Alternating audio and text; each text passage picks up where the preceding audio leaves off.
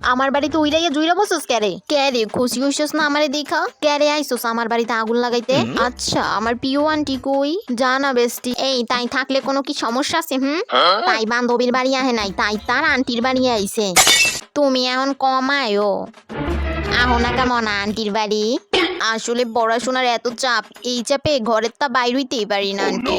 আহারে মাইয়াটা কত কষ্ট করে মাগো।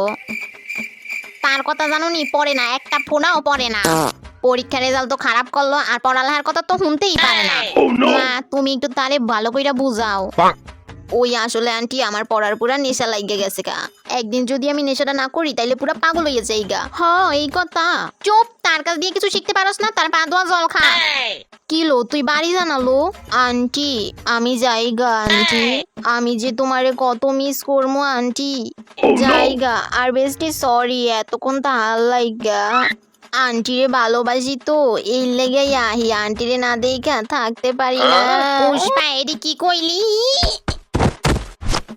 মাল্লা কেরে মা।